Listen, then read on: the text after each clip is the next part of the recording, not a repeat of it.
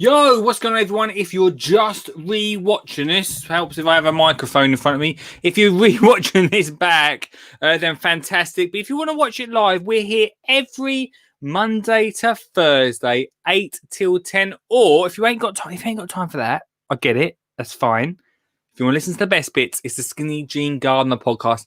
Head over there for absolute gardening entertainment gold every Monday to Thursday on your favourite podcast app.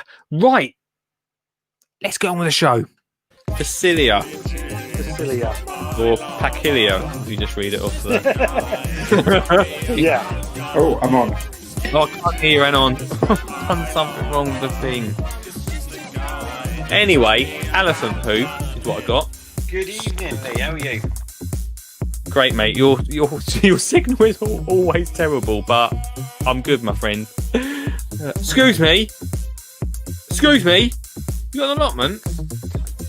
When I go, don't put artificial grass on top of me, all right? You got to get composted, Lee. Yeah,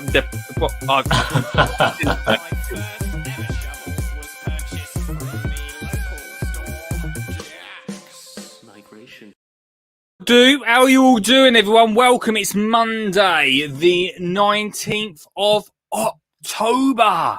How are you? My name's Lee Connolly, the Skinny Jean Gardener. And yeah, we're here live, 8 till 10. Tonight we're talking, hopefully some of you did your homework. We'll come to that later on in the show. We are talking Kiss the Ground. If you watched that over the weekend, then well done. I did get him. Just found. Oh, no. Oh, is he alive still? The tiniest. There we go. Fly. Talk about that in a second. You can go and live down there, mate. Cheerio. I don't know what's going on tonight. Let's see who's about in the comments. Say hello if you're about. A up from the man himself, Mr. Richard Suggett. Good evening, Suggs. Dan's Kitchen Garden. Hello, Dan. Welcome to the show. Dan, of course, if you've not checked out Dan's YouTube channel. Great intro, all of a sudden. Great intro. And Ian, hello. Hello, Skins. Hello, mate. I don't know what that means, but hello, welcome. Anyway, welcome to the show, Mr. Beddoes. Welcome. I don't know what happened. Since we're back in the studio, by the way, welcome back to the studio. Not sure how the internet's going to be tonight. Could be all over the place. It's been a bit iffy. Beddoes, brand new adverts coming tonight. So get selling the same stuff, but brand new. Be ready for them. Yeah, back in the studio tonight, which I'm very pleased. Not very pleased about. It was lovely being in Richard's studio the other day in the pod and shed. Loves being there. Great show. Thanks everyone that watched that. We watched Ground Force. We've got some Charlie Dimmock updates. So, anyone that saw my Twitter post that labelled Charlie Dimmock as one of the events on tonight's show, can I just say she's not on tonight? I just wanted to mention it. We'll talk about that later on in the show. I've got a question for you, which I will also find. We want to talk about that. Let me know in the comments what you've been up to. The phone line is open, 0742 357 4520. You know how it works. If you also want to... Is it going in there? No, it's not. There it is. Also, if you want to be zapped into the conversation, then the link is in the description or in the comments or wherever you're watching. It's somewhere. It's in the comments, probably, more than likely. So you can click there. Come say hello. What did you get up to over the weekend? Yeah, so we were at Suggett's on Thursday. Great show. Watched what is it called? Ground Force. Really enjoyed it. Thanks so much to everyone that watched and enjoyed that. Very funny. I thought it was good though. I enjoyed it. I had a good time. But somewhere in between Wednesday, when I left this studio, to tonight, basically, or this evening, I'm not sure what's happened in here. I don't know what has happened. Actually, that was another fly. He is the 20. This is no exaggeration. I promise you. The 20th fly who has felt the wrath of Connolly tonight. Something has happened, and I can't find anything. There's no perishables. Actually, no, I got rid of the pumpkins, didn't I? There's no perishables, right? There's no. I don't think there's any dead animals anywhere. But there's 20 flies in here. What's going on? What is? I'm worried now. Oh, I don't know if I just saw one or not. I felt one. Made me feel a bit weird there. Tingle on my head. We've had this issue before in the studio, haven't we? If you know why, perhaps they're trying to keep warm or something. It's not been very warm in here. Apart from just turn the heat on. I'm going to turn that heat off. Wait there, peeps. Say hello to everyone. Turn this heating off.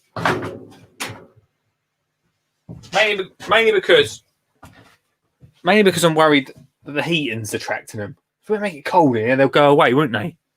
Make it cold in here, they'll go away. Benno says, you have something dead in there. I don't think so. I hope not. It is a worry, isn't it? It's not a massive studio. I hope we haven't. Now you've said that, though, I'm going to have it out tomorrow and just check there's nothing hidden away. But 20 is extreme, isn't it? For this time of year? I thought usually they've sort of calmed down a little bit. I'm not sure what that's about.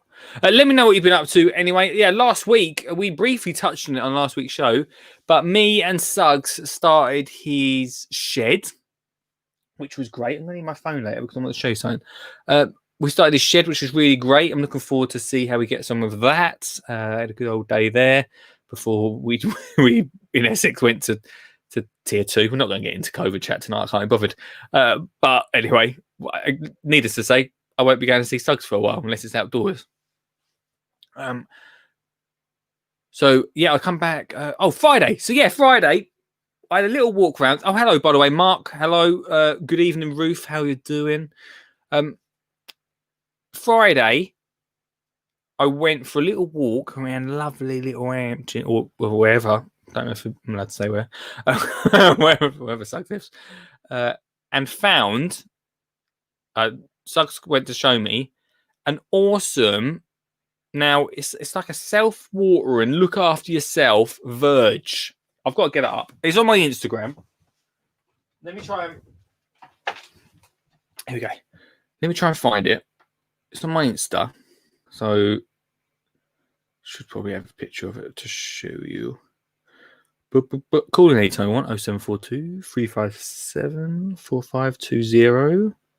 So, yeah, this awesome, this little self-watering, look after itself verge is just outside the council. Just outside the council's offices. And I'm very much like, I think we, I touched on getting Ron Finley on that. It was very Ron Finley-esque. Very Ron. If you're messaging in the comments, just give me a sec. Very Ron Finley-esque. If you looked over in America, in LA, he's got all of the verges planted up with vegetables. I don't think we're ever going to get to that point over here quite yet. It'd be fantastic if we could, wouldn't it? Be so good. But there in I think I'll put it on Instagram anyway, in Little Hampton, this verge has been planted up with some amazing plants, incredible plants, but is watered by the runoff water from the road and the path. So a rainstorm, all that water that just generally goes nowhere or just sinks into normally just grass, goes into the plants and feeds all of that. It's an amazing thing, and we'll have a little. I'll have a little look later because there's some other stuff we're going to talk about tonight. But I think it's absolutely incredible to do. Now, let me know what you think, because I really think I've always thought this. Now, I'm not lucky enough to have a verge out the front of my house. If I did, I'd really love to. I would so go for it. I'd so plant it up. I just think it's a waste of, like, why do we leave these pieces of turf, the council then have to come and cut, which gives them a job to do. Why don't they? Like, this is just me, and I don't want to get in trouble. Anyone in trouble. And I know what you're going to say. You're going to say, "Oh, we pay for that. We pay for that to get done." Why don't they? Big idea. Why don't they get you to look after your own verge? Does anyone understand that? I don't understand why they just don't say, "Well, while you're cutting your front lawn, why cutting this bit here?" Because I'd be like, if I had my own, I'd be like, "Yeah, sure, of course, it's out the front of my house. Of course, I'm going to." If you plant it up, you would never need to. So I thought that was incredible. We visited there. That was an amazing thing to do. I don't know if there's anywhere else in that town that has the same sort of thing. This was smack bang outside council place. I put it on the Twitter. People did say, "Oh, I'd like to see it in a year's time." It's about 3 or 4 years old now. I mean, that's pretty good, right? It looked pretty good. I know that there's going to have to be a little bit of pruning, and you can't just let it totally overgrow. But it's so much better than just having a little bit of grass out the front. Surely, so much better. So that was great. That comes into what we're going to chat about 8:30 about Kiss the Ground. We're going to chat about that around 8:30, but it comes into a little bit about that because it really made me think about like the grass verge. Like, we've got a few people coming in. I'm doing like that tonight. Mr. Sucker says, because we could claim squatters' rights. Oh, could ya?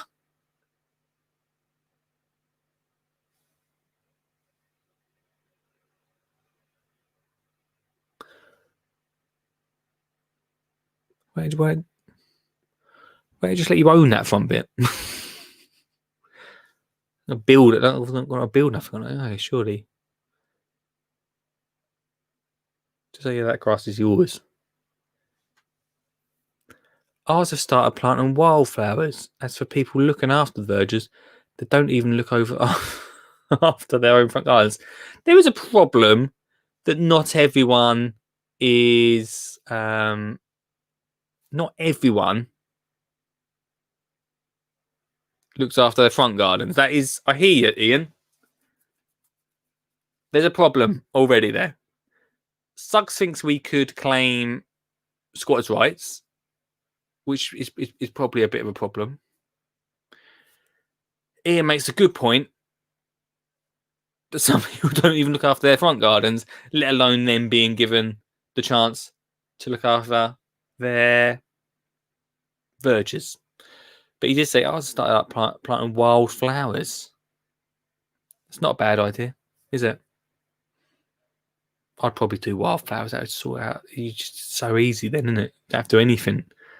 Imagine having a whole street just full of wildflowers. Imagine how amazing that would be. One thing that I'd lay into Domini. Don't really lay into him. I'm just not his biggest fan. He does something called Cultivation Street. It's the first time that I really come across him. Is when he doesn't do it as much anymore. He does Cultivation Street still, but doesn't do this. So when he started, he sent out, I'm not even kidding, 40 plants, 40 plug plants to plant along the street, to share out along the street. And he doesn't do that anymore. I think it's all online stuff now. I can only imagine that cost a fortune to send out to other people's houses. But it's all about getting the whole street involved. Imagine having a whole street of wildflowers. How amazing that would look. What my point is, you've got to be really thinking after seeing this verge about what could be done. And especially after like following Ron Finley's sort of journey about growing veg. I mean, Suggs, for instance, imagine being able to grow veg at the front of your house. I know that we've already got people having allotments, having stuff stolen. If we think about it, this is the real great thing, right? What if we had streets, and this already goes on, doesn't it? This sort of happens over in LA.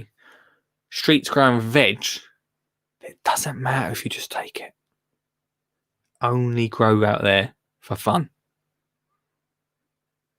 If you're walking like, say, oh, I need some tomatoes, I think number 16's grown loads of tomatoes. Got any pumpkins? Maybe not pumpkins. You need quite a lot of space for pumpkins. But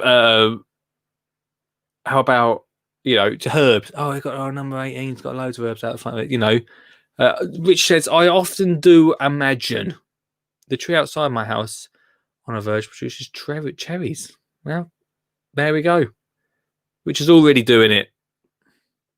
You just need someone to get up that tree now, pick those cherries, and then just leave them in a box outside. That'd be cool, wouldn't it? That'd be cool. So yeah, visited there. That was really made me think quite a lot. Then Saturday, what did I do Saturday? We had an emergency swimming lesson. Well, we went swimming. Basically, what did we do in the afternoon? We just potted, really. We didn't do too much. But we went swimming, which was great. Me and Olive went swimming, which was cool. Then we went to our local woodland on Sunday, which was wicked. Really great. One thing that I'm going to talk about on Wednesday is bug hotels. Really pumped about that. For a project that I'm doing. It's part of a social media thing, but bug hotels. So we went to the woodlands. Oliver had a great time. We searched for loads of little acorns with hats on. They're more difficult than you think at this time of year because a lot of the hats have fallen. Well, a lot of the hats are left in the tree, aren't they? So we did that, but really great. The reason I mention it is because it's really great if you've got kids. We're not going to talk about kids tonight, but if you've got them, really great. Go to the woodlands. If you're talking about bug hotels, really great to collect some bits for that. And then today, what have I done today? Today's been a bit of a weird one. Today it's been a bit all over the place. It's been busy anyway. Not in the garden though. Not as much as I wanted to. Had a little potter, as in I sat outside. Had a think about what I'm doing. A little think about what I'm doing. Mark says, "Do you remember me from? You remember me, Lee, at Litchfield?" I do, Mark. How you doing, my friend? Welcome to the show. Thanks for watching, dude. So yeah, let me know what you think about that. It's a big subject at the moment in my head about front gardens and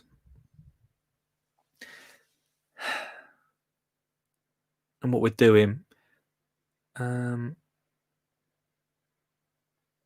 really got me thinking about it. Especially for me, I don't know. Like my front garden at the moment is block paved. Hello, my name's Lee, and I've I block paved my front garden about 5 years ago. I've regretted it ever since. I have. I generally have. Doesn't matter out there. Had some amazing plants before I block paved it. Doesn't matter how much I try and care for anything in pots. The sun burns it all. Such intense heat out the front of our house. Anything in pots dries up and just turns to dust. Like actual dust.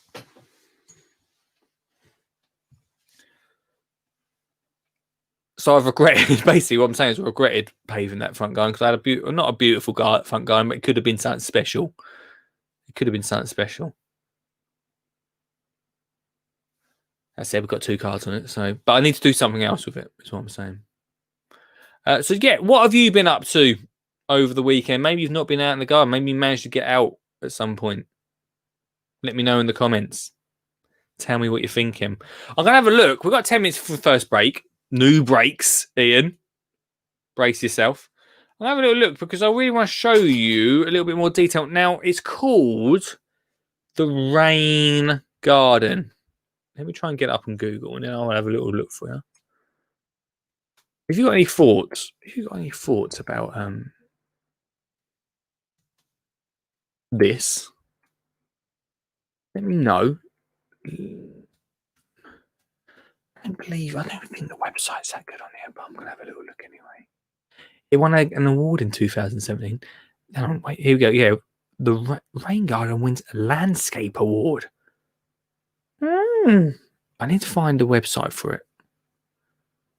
Where's the website? So basically, what happens is it's quite clever. I did check it out. What's this? Wrong thing. I did check it out the other day. I checked the website out. Not a great website. Suggs, can you tell me where the website is? What was that called, the website? Let me have a look for it. Basically, what has been done is the curb's been dropped. I can't find it now. The curb's been dropped just a bit. So any of that water. Anyway, I'll show you some pictures anyway. I can't find the website at the moment. You're not going to be able to see these pictures. Hang on. Just when they plant this up. It's terrible pictures. Anyway, they've got kids involved with it, which is fantastic. It's my side of friend. When kids get involved, it makes the dream work. Means the whole goddamn works. It's a share screen.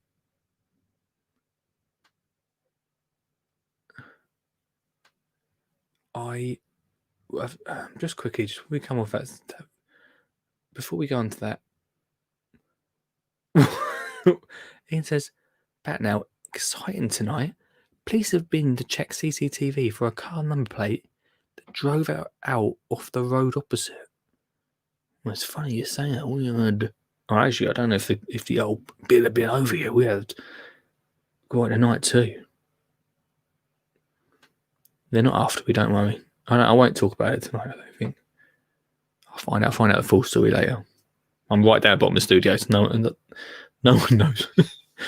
The police might come down later. What am I talking about? Oh, yeah, so I was looking at. Right. Ian said the old CCTV. Right, let me show you anyway. Hello, Rob. No, it's not karaoke night tonight, but I did think about doing a show, doing that. Raingardens.info. I'll have a look in a sec. Well, here's some of the photos, right? Some of the kids planting it up, which is fantastic. None of these other pictures are actually of it, so that's fantastic. She's old D is loving it. So it looks nothing like this now. There you go. Look, there's a drop. I can't know if you can see that because that's the dropped curb. So any water that comes away from the road goes straight into there. And I think, don't get me wrong, I believe there's gullies underneath it to hold the water. What is it? Raingardens.info. Let's have a look. Raingardens.info.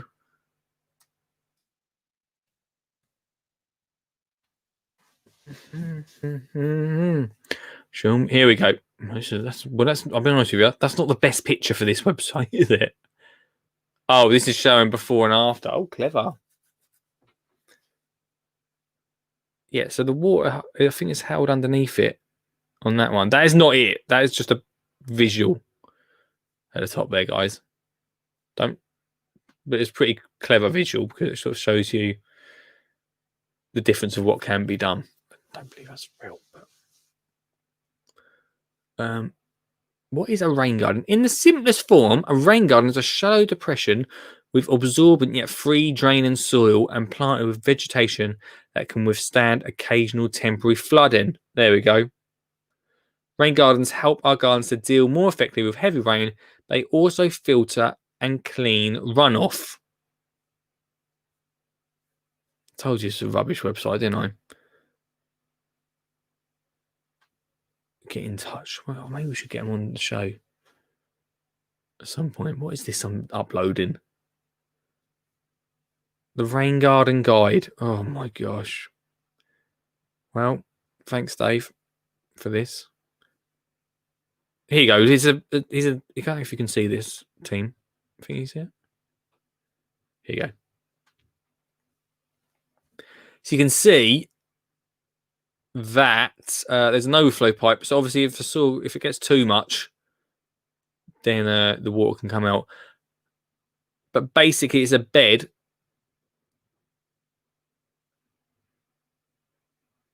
Sorry, something's on top of the studio roof.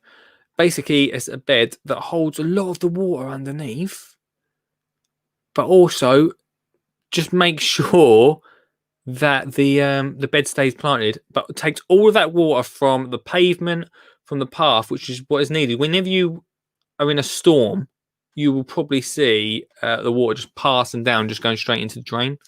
Well, this stops all that, which I think is such a great idea. I'd love to see a lot more of it. I'd love to also know if the council did any more of that, or if it was just something at the front of their building to sort of,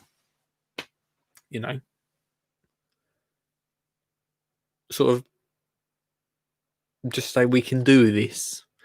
Rob says Kirsty Wilson, who presents Beach Grove, did some. I think we laid into Beach Grove the other day. I've never seen it. Beach Grove, but it's one of Scotland's finest pieces of work, I believe.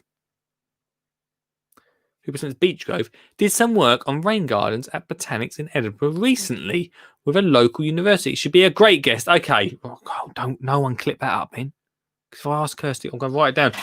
Team, we've got a pad tonight. It's got a fly stuck on it, but where's the pen? Oh, come on. Give me a pen. There it is. Next to the dead fly. Right, Kirsty. I'm taking notes now, team. You're getting professional. Kirsty Wilson for rain gardens. There we go. Guest. Cheers, Rob.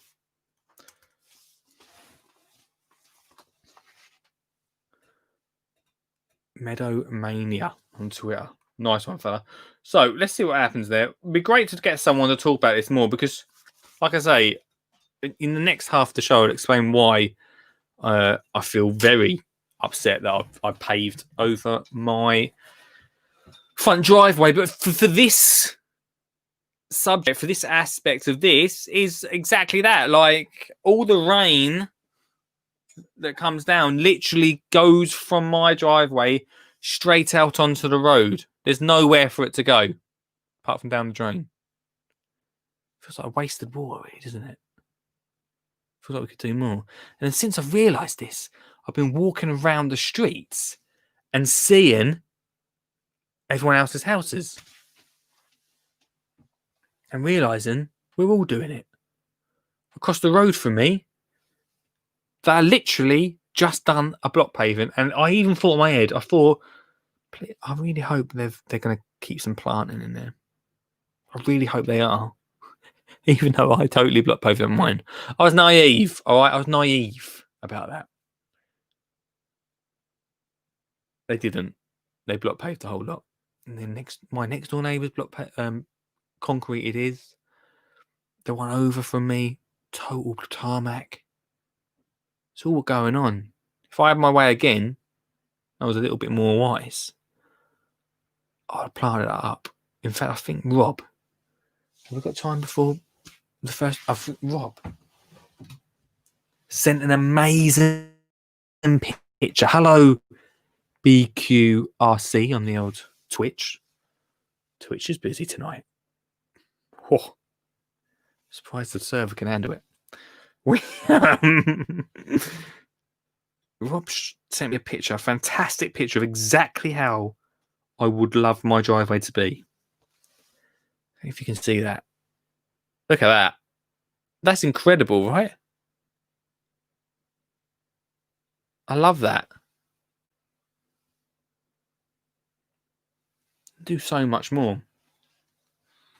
So much more. So look.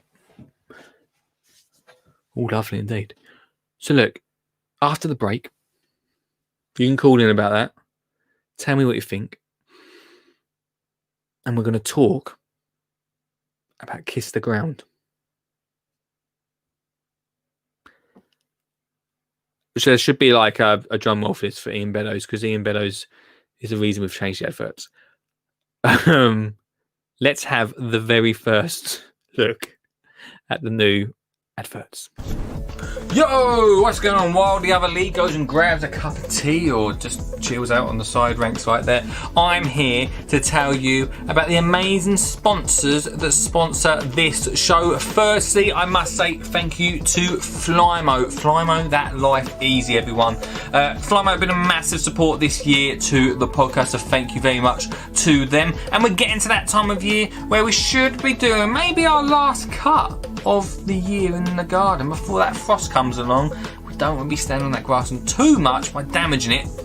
So what you can do is get hold of the amazing C-Link package. Go check it out on the website flymo.com/UK right now. It's an amazing 3-in-1. You've got one battery that goes into a blower, great for leaves, so I've used it a lot, a strimmer and a hedge trimmer, all in one package. Go check it out. It's pucker. I'm using it at the moment to clear all my leaves up. I love Flymo. I've said it before because it's quality product. They're affordable as well, and they're orange, which means if you're going to do any gardening in the dark, it's absolutely perfect. If you're going to do any gardening in the dark, flymo.com/UK. Also, I want to tell you about my book, How to Get Kids Gardening. Go check it out now on amazon.co.uk. We're tilting in the top 100s of children's gardening books at the moment, so help us out. Go check it out. It's $9.99. It's an absolute steal and a fantastic Christmas present. So if you're thinking about a Christmas present for the grandkids, the kids, then go check this book out. For instance, let's check one of the garden mates out. This one, great time of year, hedgehog comb. Absolutely love this. All the mates in here, really easy, really affordable.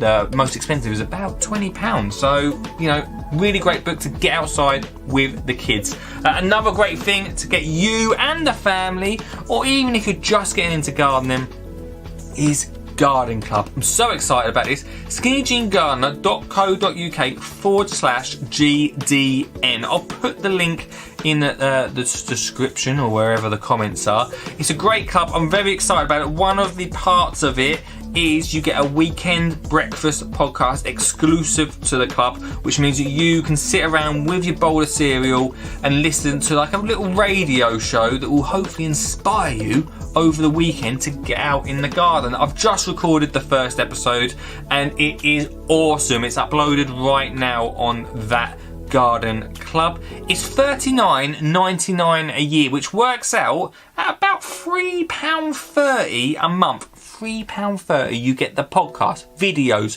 a community hub. You get the audio version of the book. You get, what else do you get? The instant access to me. Plus, if you're a school, you get it for absolutely free, and that rhymes, so it must be good. Go check it out right now. It's skinnyjeangardener.co.uk/GDN. And if you want to sponsor this show, then this is the spot for you. Right here is the advertising spot where I say, hey, go check these guys out. Like, spoon. Why is there a spoon here? Spoons. Want to buy a spoon? Then you should buy a spoon for yogurts and tea. Right, back to the show. Thanks for watching the ads. Go check them things out right now.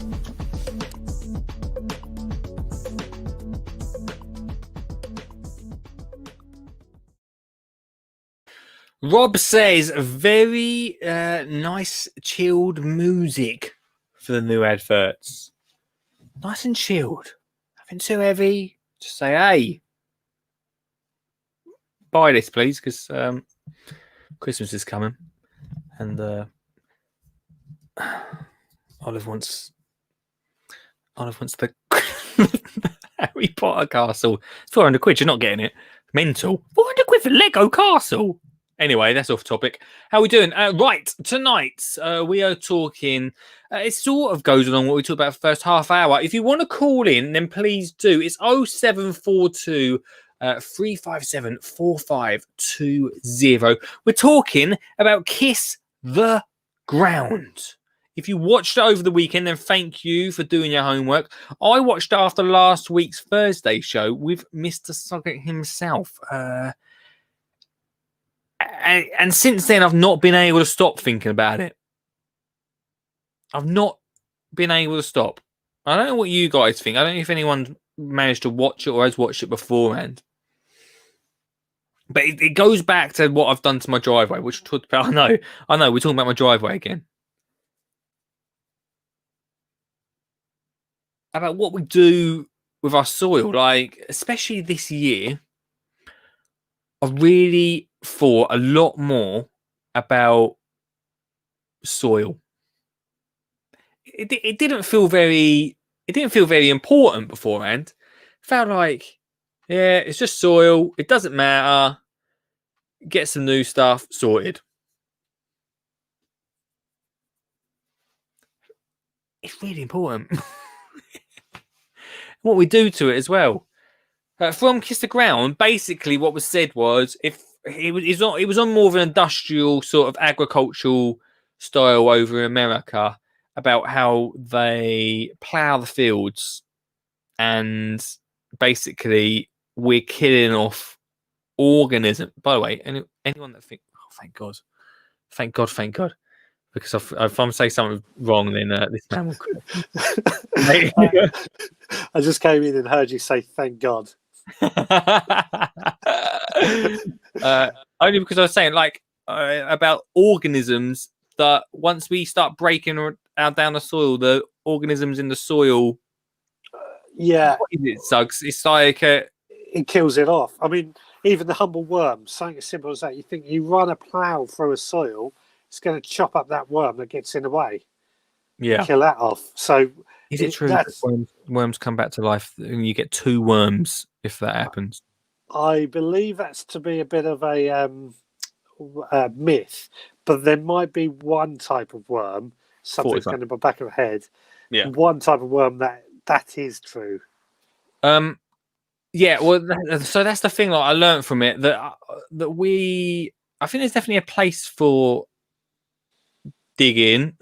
I mean, that was on quite an industrial length. Yeah, what they were showing. Yeah, I mean that's what I took away from Kiss the Ground. I'm a no digger, and there's a meme going around at the moment that anybody who's a no digger will tell you they're a no digger. Very fashionable. Well, I've just done it because it made sense to me. Right at 10 years old, what I did, it made sense.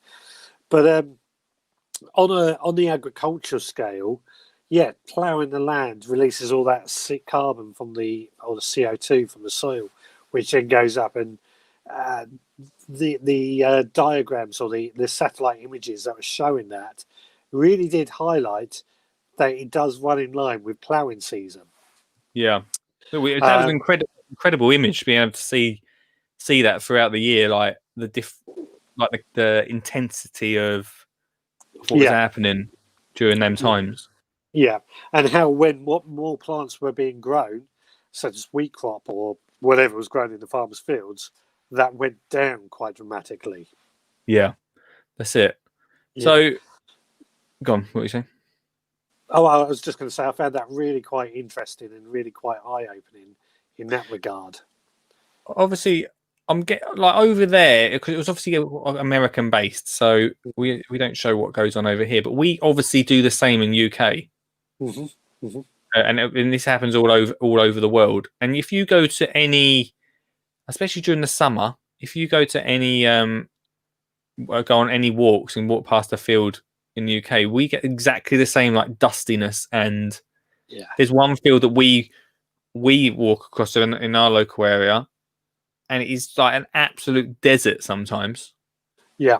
You only have to look at the colour of the soil as well in the farmers' fields. It's a very almost sandy brown, not that dark black brown that we associate with good soil. Yeah. Well, I suppose if we did the same, if we overworked our soil in our own gardens, we'd have exactly the same problem. Yeah. Whereas I always see when I first started going gardening, it was like get in there, get stuck in, churn that soil as much as possible, and try and almost thinking try and get the good stuff to come to the top. Yeah. Well, yeah, I mean, you would dig over the soil to try and incorporate air and particularly nitrogen into that soil. That was, I believe, the thinking behind it. And also, if you're doing it before the winter, so that the frost would break down those big clods, especially in clay, to break it into finer particles. However, it doesn't seem to get that frosty anymore, I don't think. Certainly not here anyway. That I don't find it breaks it down. So it's completely gone for that reason. It does, when you dig over your soil, the crops do benefit from it. There's no denying they do benefit from it. But that's because you're killing all that life in the soil. So it's feeding off that dead stuff in the ground. The plants are feeding off the dead stuff. Which is great for that moment for that plant. But once it's gone, it's gone. Yeah. And 100 years' time, it may not be able to support itself.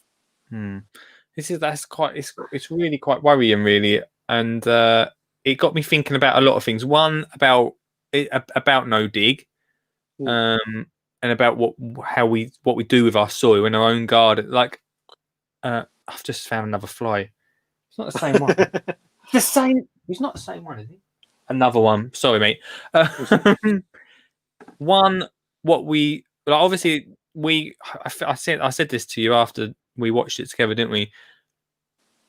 I feel like we can't really do much about what farmers do. I mean, there's going to be farmers that watch that in the UK that will be pushing for their own industry to change. But as gardeners, I feel like in our own gardens and our allotments, we can do a lot more. One, thinking about what we're doing with our soil, and also what we're doing with our gardens. Like I guess earlier on, I talked about my driveway, for instance, about just paving it over everything. Like we always talk about how good plants are for the world, but we're not necessarily thinking about or minding about paving over and tarmacking over everything, are we? There's no balance. Hard landscaping has a place. It does have a place. But I think what you're saying about getting the farmers on board, getting more and more farmers on board, the trouble with those is they're very set in their ways. And I've had this trouble with my own grandparents. They were very set in their ways. So I decided to do then was just do what I'm doing, prove it works and prove the results. And then if they ask questions, then give them the information. But don't go... a bit like if anybody out there is a vegan, I apologise for using this, but you know how the vegans are very pushy in that we cannot continue, or the militant vegans, I should say, how we cannot eat meat and everything. That puts people off straight away. And I feel it's the same with trying to attack our gardening, is that we've got to just prove that it works and prove that there's benefits to it before, and let people find out for themselves instead of just trying to push it on them. Yeah. Oh, yeah. I'll definitely. I'm with you there. But yeah, I suppose I feel that with no dig, like it is like a vegan thing, isn't it? Yeah, definitely. I don't know how it got to that point. I don't know why. It only feels like over the last 2 years that has happened to no dig.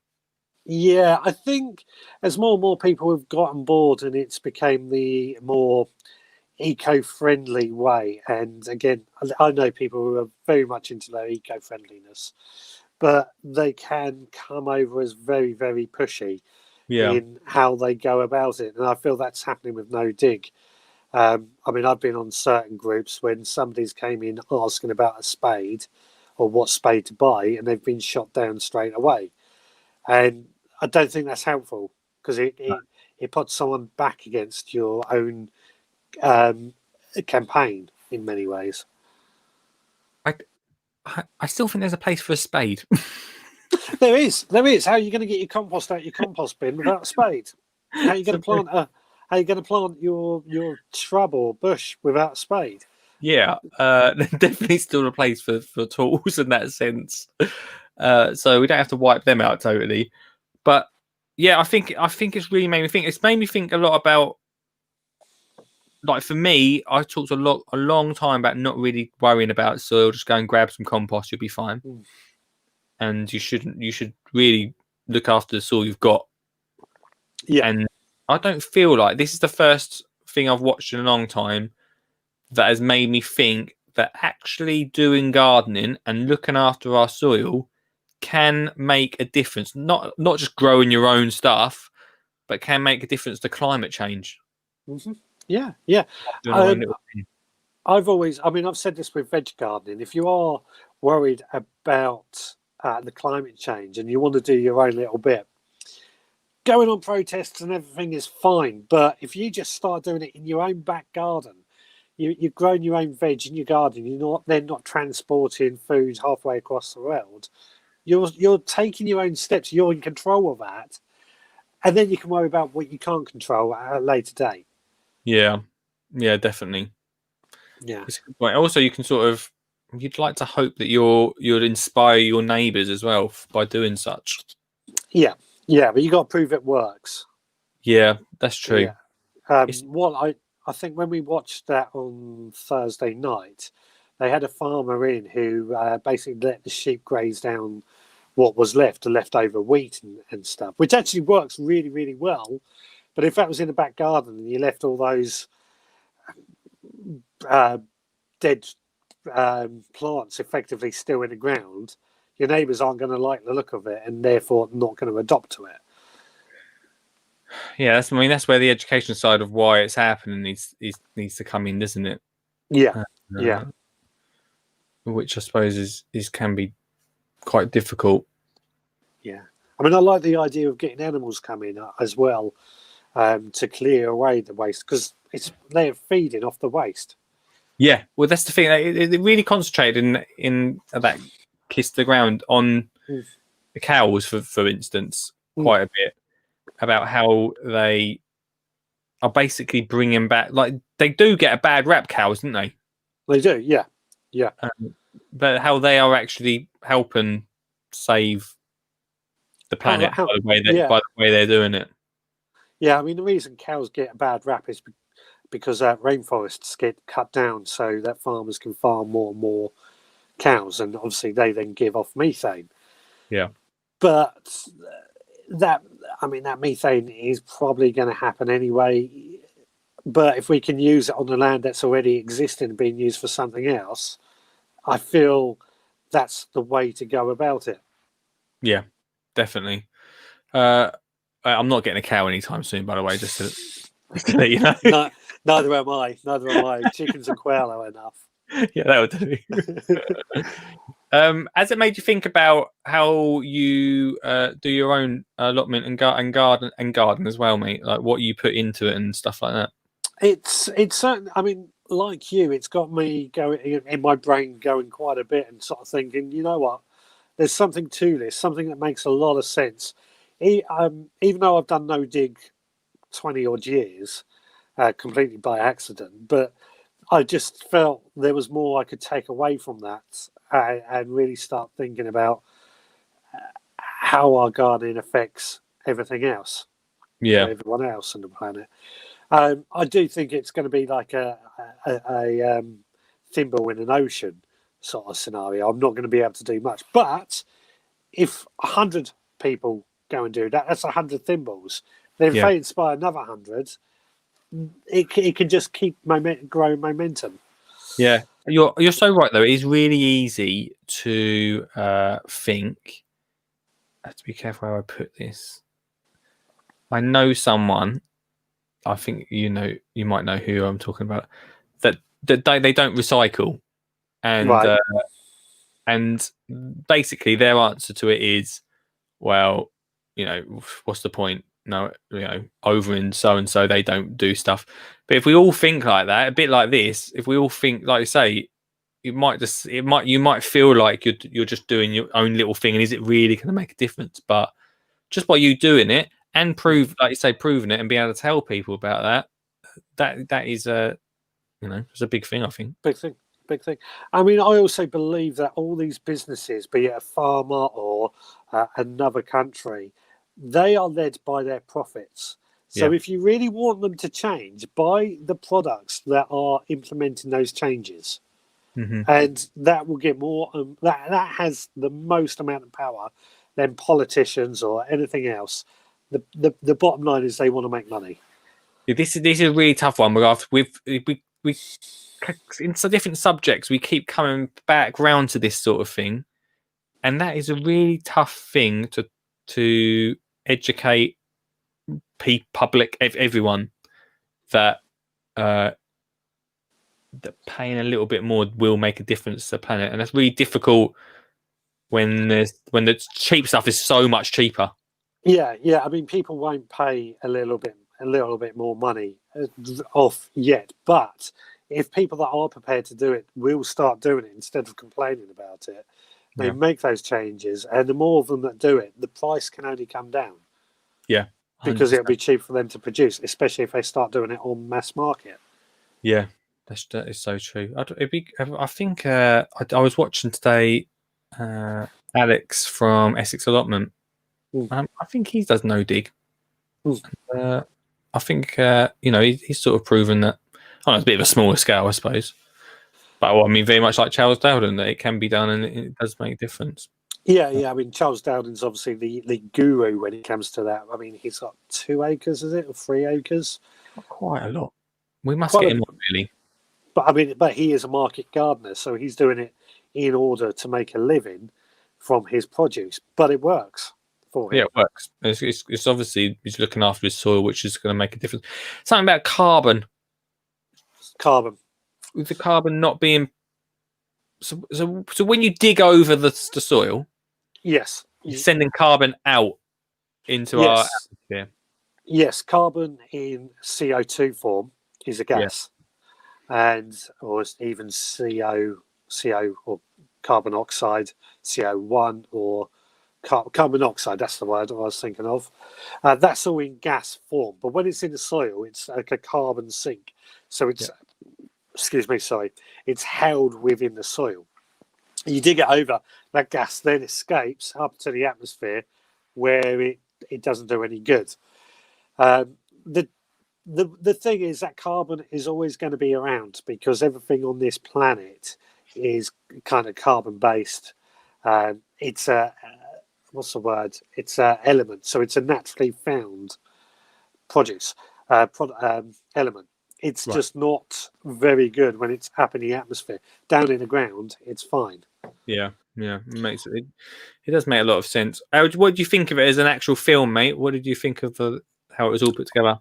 I was really impressed with it. I mean, I didn't know. I've seen people raving about it. I didn't know quite what to make of it before we sat down and watched it. But it had Woody Harrelson on it for starters. I was quite surprised when he popped up. Yeah. As a proper Hollywood star. So I kind of thought this isn't going to be a cheap little movie just bung together. Yeah. Turned out it was a really well produced little film. Would I call it an entertaining film? Probably more documentary style, but education. Yeah, definitely. It inspired me, and it ain't very often that I can go to my brother's very much into to thought-provoking films and all this, and always comes to me. Usually I go to him with like, oh, have you seen the new Fast and Furious film or something like that? That's a bad example. I don't watch that rubbish. But there's not often. Yes, you do. Yeah, sure. I don't often go to him and say, this is a good one to get you thinking about stuff, about the planet.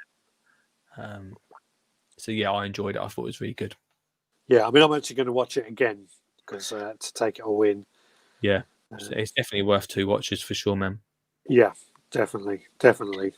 Dude, thanks for calling in. No worries, thank you. I have to apologise if I've not made much sense. I didn't get much sleep last night. Oh, what happened, mate? I've got toothache. I've got to have a canal route again. Oh, mate, not cool. No, not good. Keep warm, mate, and I'll speak to you later. Have a good one. Cheers, dude. I do. Mr. Richard Suggett there, reviewing our the show that we watched, Kiss the Ground. If you watched Kiss the Ground over the weekend or before that, I'd love to hear from you tonight and love to hear your thoughts on it. 0742 357 4520 after this ad break. I'm really enjoying these like little free flowing adverts. So thanks for watching. I hope you're enjoying tonight's show. It's pretty good, isn't it? Oh, hopefully. I quickly want to say thanks to our sponsors, flymo.com/UK. If you're like me right now and you've got a load of leaves, they're not even my leaves, they're from next door neighbour's garden, right? Unbelievable. But if you've got loads of leaves in your garden, then you should get yourself a PowerVac 3000. That sounds powerful. PowerVac 3000. It's a proper awesome leaf sucker upper. That's not actually, surprisingly, that's not the name for it, but it sucks leaves.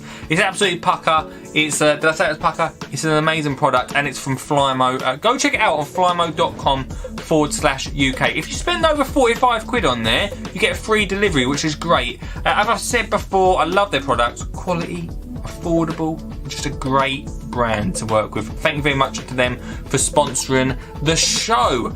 Also, as you well know, the How to Get Kids Gardening book is available, ho ho ho, right now. Ho, that's me saying it's Christmas coming. So if you know me, if you're a friend, you know what you're going to get for Christmas. If not, then head to amazon.co.uk,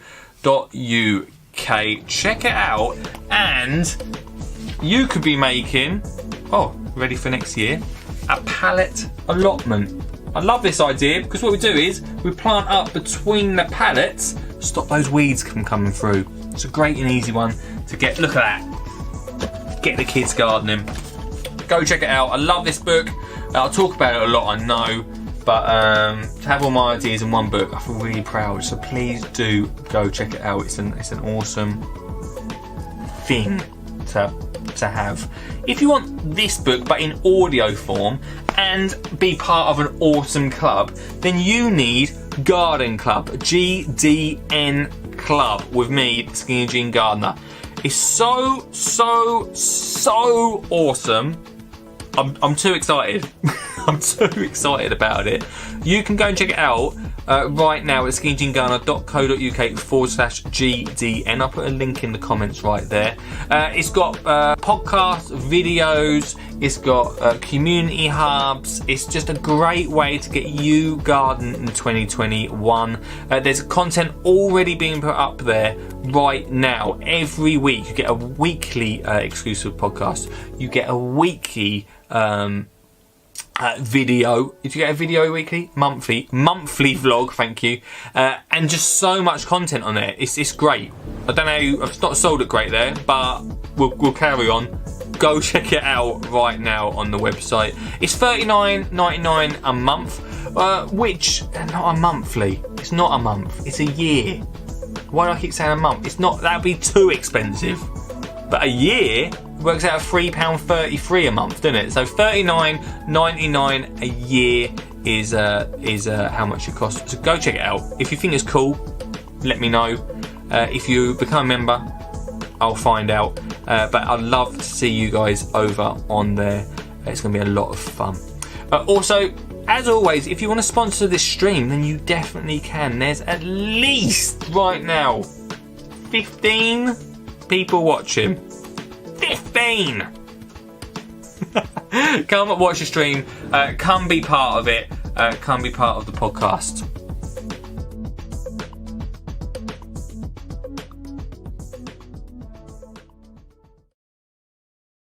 Welcome back to the second part of tonight's show, the final hour.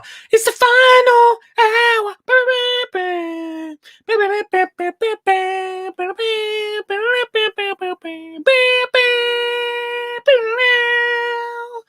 Probably get copyrighted. That was so bang on. Welcome back. If you've watched Kiss the Ground on Netflix, go check it out. But if you have, let me know in the comments, and also call me 0742 I was going to sing there. 0742 357 520. If you've not watched it yet, then you missed Thursday's homework. Doesn't matter. Don't panic. But it really got me thinking. We just had Saga on, who I watched it live with. Live. And yeah, we watched it after show, and it was getting on. It's about midnight. By the time Fish watched, it's about midnight. And I was like, I'm going to bed, mate, but I'll talk to you. I'll talk to you about this in the morning, because it's got me thinking. And I got into bed, and I couldn't stop thinking about it. Kiss the Ground. I don't actually... How long is Kiss the Ground? I think it was on for about an hour and a bit. Hour and a half, maybe. It's a proper film. It's been properly done. That Woody Harrelson. He was a surprise, but he was good in it. He was good in it, as if he was playing a part. He played the narrator really well. Give that guy an Emmy. Thanks. Enemy, not my enemy. Go check it out though, Rob. It's an hour and a half long, says Mr. Suggett. Go check it out. Good evening, Carl. Welcome to the show. Hope you're well, my friend. I still haven't sent your VIP card out. If you want a VIP card, the only way to get one, VIP, is take a screenshot now, if you really want, and print your own off. Or call in 0742 357 4520.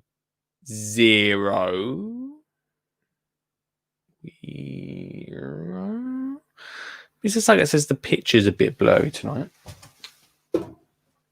It doesn't surprise me. I'll be honest with you. It does not surprise me, because we have been having issues all... It is a bit blurry. We've been having issues all day with the signal. Well, are we back? I'll just literally sit here until we're back on stream. Not sure why we're blurry tonight, but we are. We're blurred. It's probably them flies that keep flying about. Ian Bed.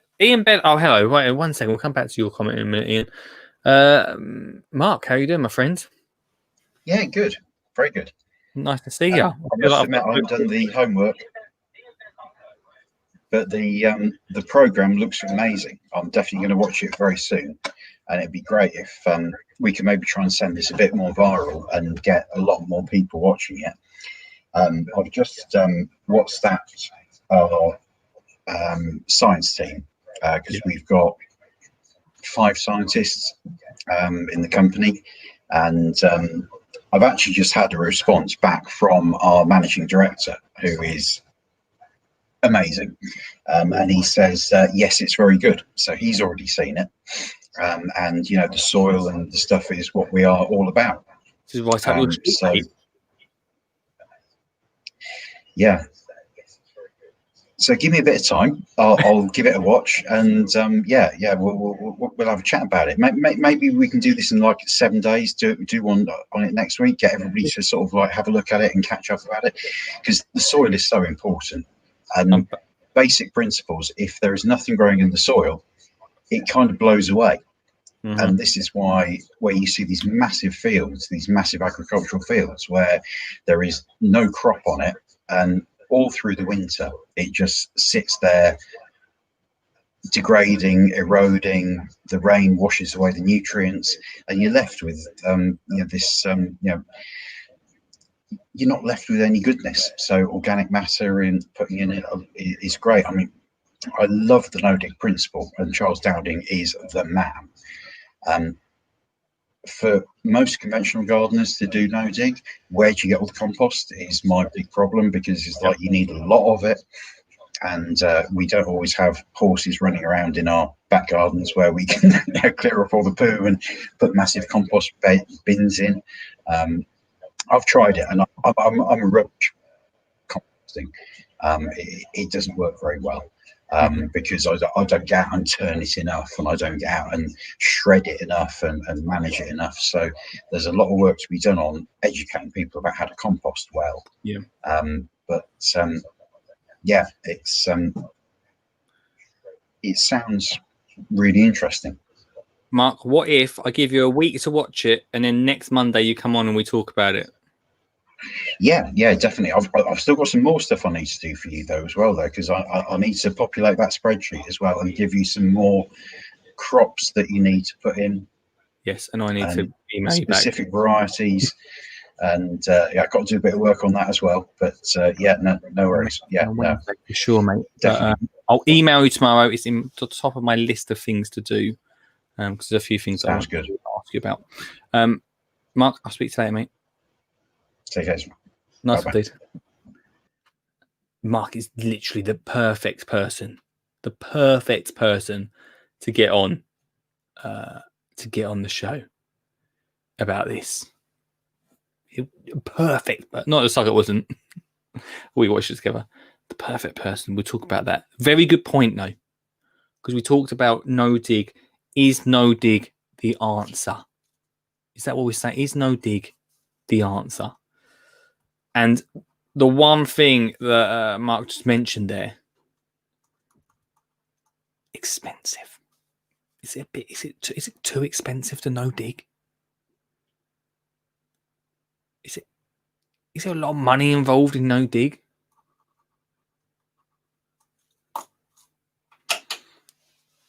It's a really good point.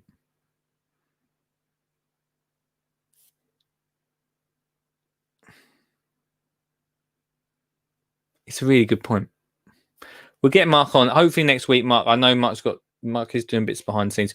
We'll talk about Kids Garden. Anyone that thinks, oh, we're not talking about Kids Garden anymore. We've got a bit of a schedule going on. Mondays is a bit of a free day to chat. Tuesdays, tomorrow's interview team. Tomorrow's interview. I've not even really mentioned it. Really, tell everyone about it. The legend that is Mr. Matt Biggs. Gardener's Question Time's Matthew Biggs is coming on the show, which I'm very excited about. Hardly mentioned that he was coming on, have I? I'm just going to surprise you tomorrow. Mr. Matthew Biggs is coming on the show. Very excited about that tomorrow. Be sure to watch that. Tuesdays is mainly what sort of day is it? Mainly an interview day. Last week we had Robert Rass, great name. Had him on the show. Tomorrow, Matt Biggs. News on Dimmock, team. I don't know where my phone's gone. News on Dimmock. She followed me today. She followed me on Twitter. Hopefully it's her.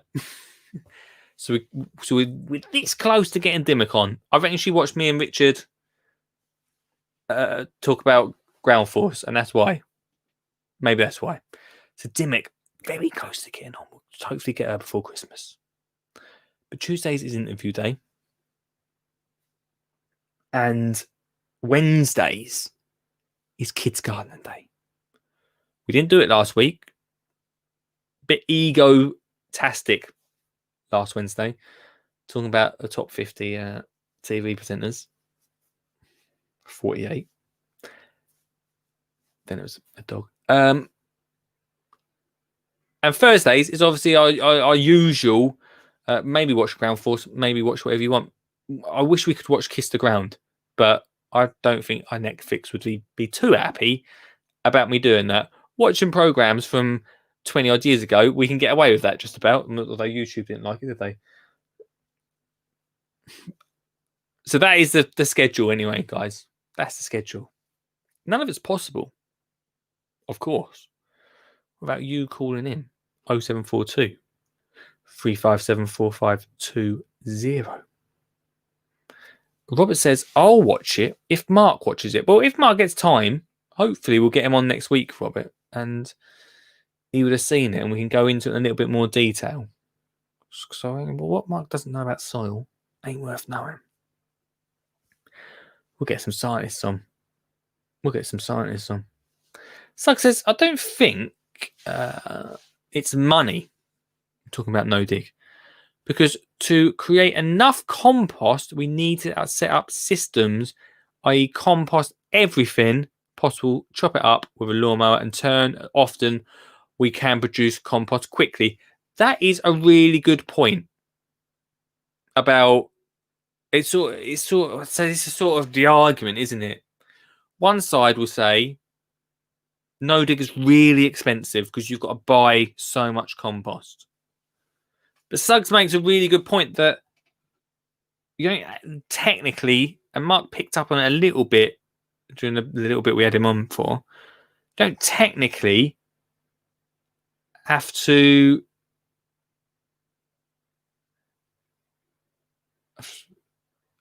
buy compost. Don't technically have to buy compost.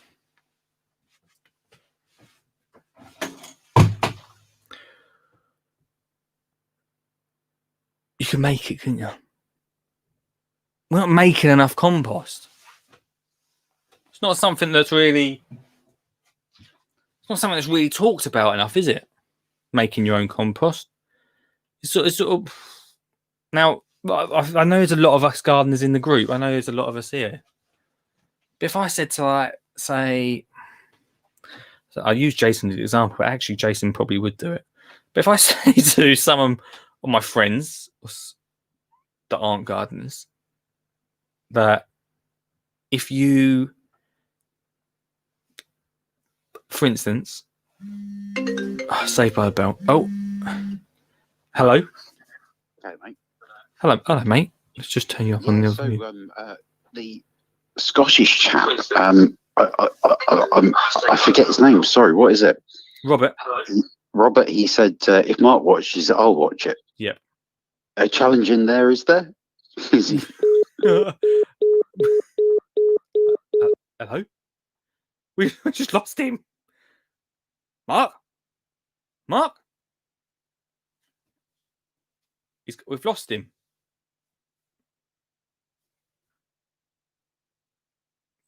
Mark, call back in, Mark. Call. Here we go. I don't know what happened there, mate. Oh no worries. That's fine. But yeah. No. We're on like Donkey Kong. Well, he just said the gauntlet has been laid down. All in good fun.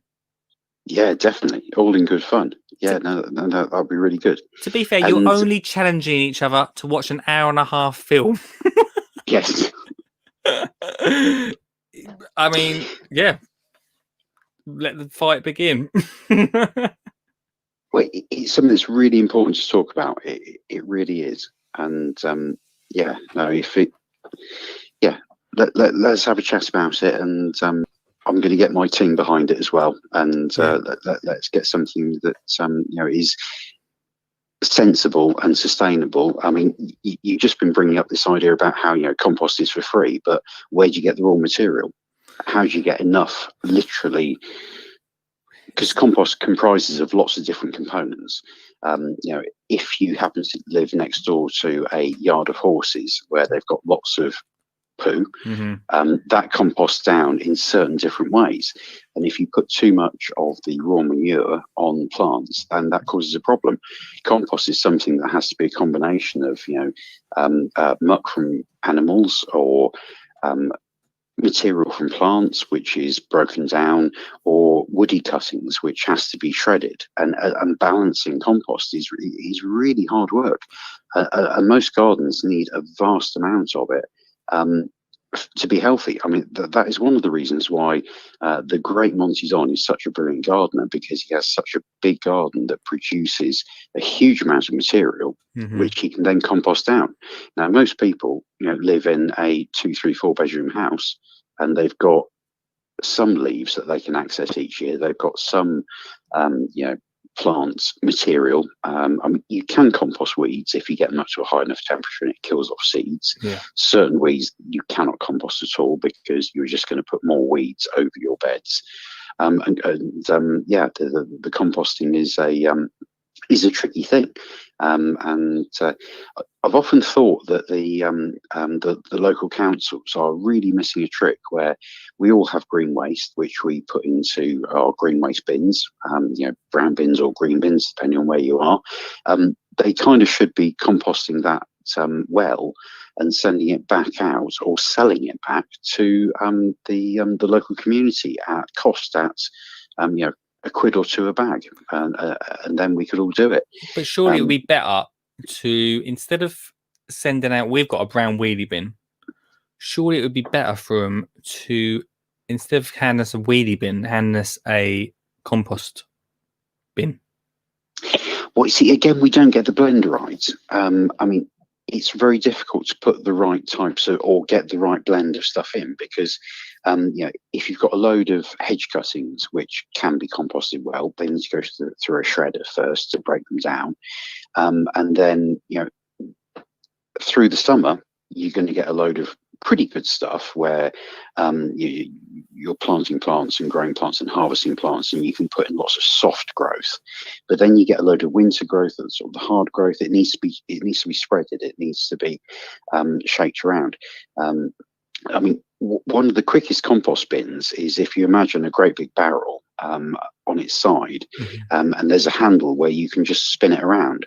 And this compost bin, showed that it created compost much sooner than other compost, because every day you went out there and you just span it around 4 or 5 times. I think it was Joe Swift on the Toby Buckland Gardener's World time where he sort of showcased it, and it did work. But again, you've got to have the right materials to hand. And how many 2-3 bed suburban gardens have the right materials on hand? We kind of have too many grass clippings at one time. All our hedges or woody plants need to be pruned back in the autumn. That comes in at the wrong time. And so it's really difficult to get the right types of compost together to produce the huge amounts that you need for no dig.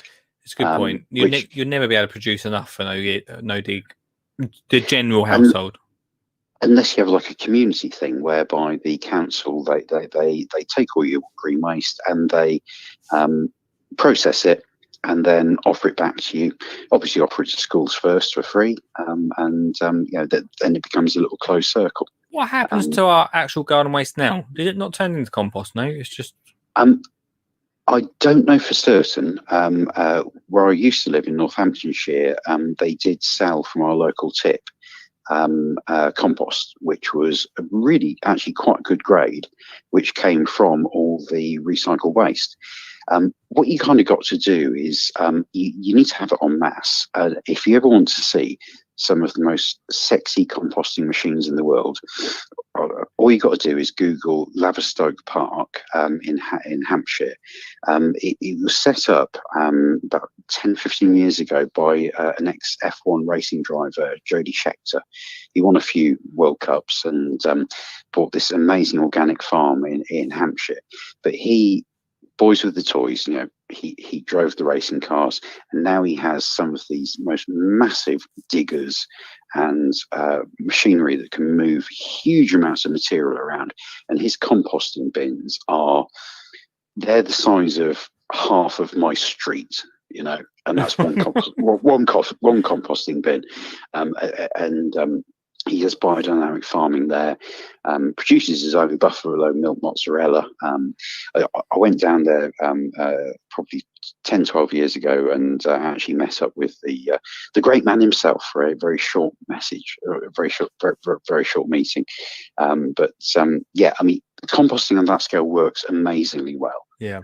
But doing it in our own gardens, I'm sorry, but I don't think your average, sort of suburban garden.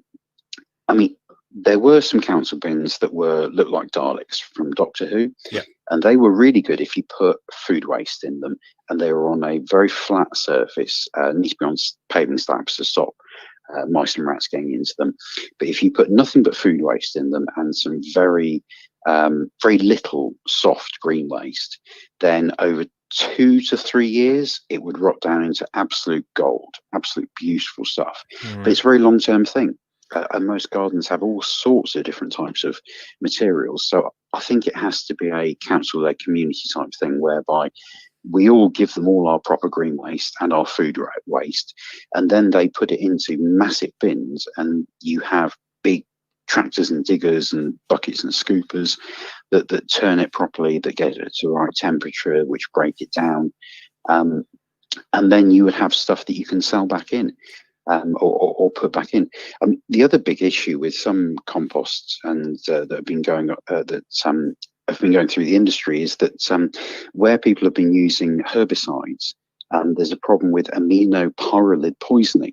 And again, if you have a look at Charles Dowding's website and his Twitter feed in particular, there's a lot of no-dig people which have been buying in composts, and they've been planting plants directly into the compost, and then they've had this very weird, distorted, twisted growth, which is aminopyrrolid poisoning, whereby herbicides have been used on the landscape.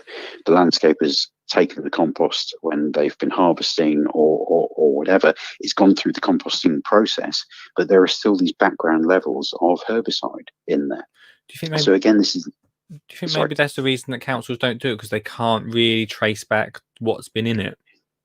Well, if it was taken from towns where there's probably very minimal herbicide use compared to taking it from farms and slurry from farms which have huge amounts of animals, and they want to get rid of all the waste, where there will probably be disproportionately higher levels of these types of toxins. I think if it was taken from towns and cities where a lot of people don't really use insecticides and weed killers and things like that, because we all want to try and be a bit greener, I think it would probably be okay, but I don't know. Fundamentally. I guess the council are always going to be worried about, are we going to get sued because we've sold something or given away something which is killing plants? Yeah. Big story. It is, mate. There's a lot to delve into that, isn't there? But but you're right. We're never going to, a normal home is never going to produce enough to do a whole garden. So it's a good point, well made. Yeah, well, as I say, I've moved to a normal sort of suburban house. From place I was at before was about an acre, front and back garden, and we did a lot of composting. Really struggled with it. I should have bought a shredder, and that would have worked better. But the different types of, and we had chickens that we kept, and at one point my wife decided to buy what was, she said, was a miniature pony. Miniature pony was, I was thinking, up to about my knee in height, and it came up to about my shoulder in height. It's not very miniature, and it produced a lot of poo, an awful lot of poo. Now that turned into good stuff mixed in with everything else, but it grazed down the area, and it was unsustainable. Yeah, I mean, I tried over the last sort of 4 or 5 years to really compost well, and didn't manage to do it. Yeah, it's I think it has to be, as I was saying, this community-driven thing whereby councils properly take our food waste and our green waste and put it together on a big scale. Definitely. And then that would work. That would compost down well. You get some proper scientists in to have a look at the timings and how you do it and how long you do it for, the temperatures it needs to get up to bacteria to thrive and fungi to be broken down, and yeah, that's yeah. Mate, I'm so excited for you to see this film. I tell you, you need to watch it. You're gonna love it. Well, I popped in earlier to the main house from the shed and said to Laura that we need to be watching this film tomorrow, and rolled their eyes. So maybe I can do it on work time tomorrow. It's important stuff, mate. Yeah. Dude, thanks for calling in. I'll chat to you later, mate. No worries. Take care. Bye, Bye-bye. fella. This it's like waves, this, isn't it? Like we feel like we've solved it, but then there is the issue again. Like as I was saying just before Mark called in, it's one, just even getting people composting at all is difficult. I know a lot of my friends probably wouldn't compost. I don't think even use. I mean, this is a whole other thing, isn't it? Collecting food scraps, but a lot of them probably don't do that. but then just even being able to get compost or enough from what you're doing at home is a difficult one. Let's see what everyone's saying in the group. The phone lines are open: 07423574520. It's funny because recently I've only just watched this Kiss the Ground film. It's got me thinking a lot more. But it's funny that we do always something that I never thought was. I mean, in kids gardening, I never thought it was the most important thing. Now I feel like it should be up there in the level of what we're learning about. But we always seem to come back to this. This always seems to be we've talked already in the last, I think we're on the 6th or 7th week of this show. And someone must know how long we've been doing this for. And we've come back to composting again. There's got to be a reason for that. And that's because soil and this sort of thing is so important. Let's see what people have said. Ian, did you have any thoughts on the film? Is turning the same as digging? Yes. Turning the soil is exactly the same.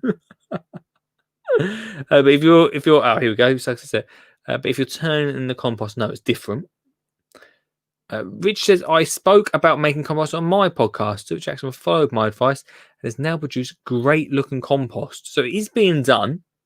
I'm wondering on what scale. It can't. Don't get me wrong. I'm not knocking that you can't do compost. I make compost at home. Not loads though. I've got a hot bin. I'm not saying I make loads and loads of compost. That is the one thing, isn't it? I like the San Francisco collecting food waste to compost and giving it back. Well, this is a really good point. Thanks for mentioning that, Ian, because I was going to mention that to Mark when he was on the phone. In San Francisco, I don't spoiler alert if no one's watched it. In San Francisco, well, you could probably run this out. They collect food waste, obviously not garden waste because it's that sort of place, but because there's not many gardens about for starters. They collect that. And they actually charge, I think, if I'm wrong, they charge you if you've got black bins out. Like per however much black bins got, they charge you for that.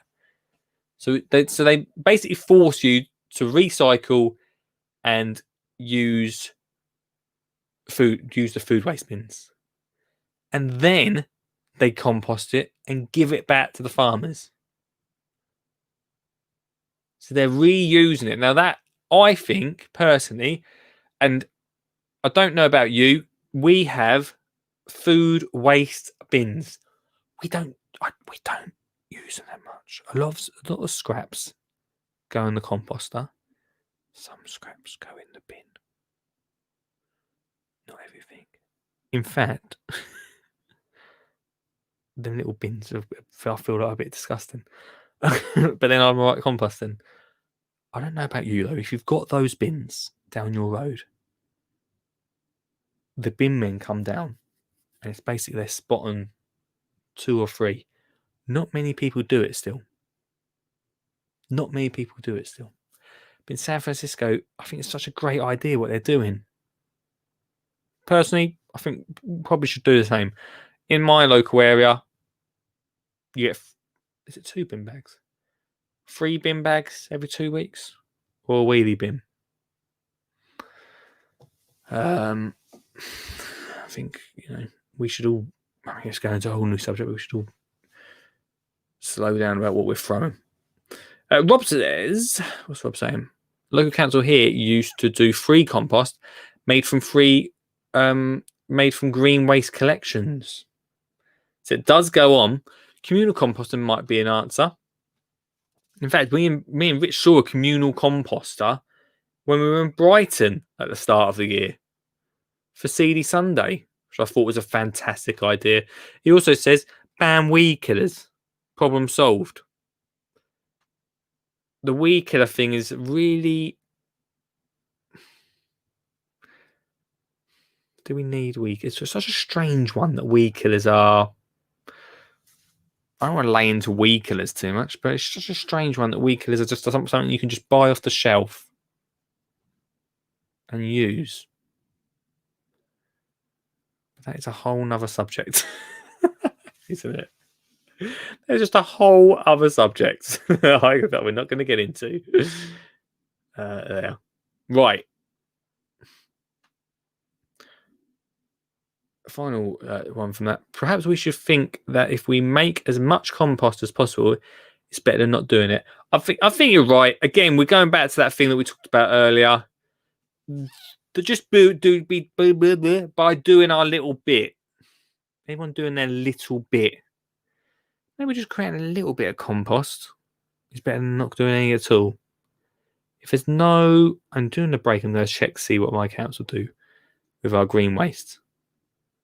But yeah, maybe just doing our little bit. He also says that Brighton has a lot of communal compost set up in parks. They get used a lot too, which is great, right? So good. Right, final ad break of the night. This one hasn't loaded onto the system, so I'm going to do it this way. Which is a little bit backwards. We should have it up and running next tomorrow. The new ad. So let's do that. And then let's play this. Right, final ad of the night. I just quickly, actually, before we go on to the fantastic sponsors of this show, just want to say thank you to you, yes, you, for watching the show. Without you guys, I wouldn't be able to make the incredible content that we put out 4 nights a week, Monday to Thursday, 8 till 10. And the best bits are on the podcast. So you guys creating the best bits on the podcast, thank you so much. Couldn't do it without you. Do it without you. If you fancy sharing it to your friends and saying, hey, I mean, you might want to keep it to yourself, but ideally you say, hey, you should watch this, guys, every Monday to Thursday, 8 till 10. Let them know, or just let them know about the Best Bits podcasts. So thank you very much to you, and thank you very much to our sponsor of the podcast this year, Flymo. Flymo, your life easy. Unfortunately, Vince has been put to bed for the year. He goes to sleep over winter because I don't really cut the grass when it's getting a little bit cold, a little bit frosty. I leave the grass, let it do its thing.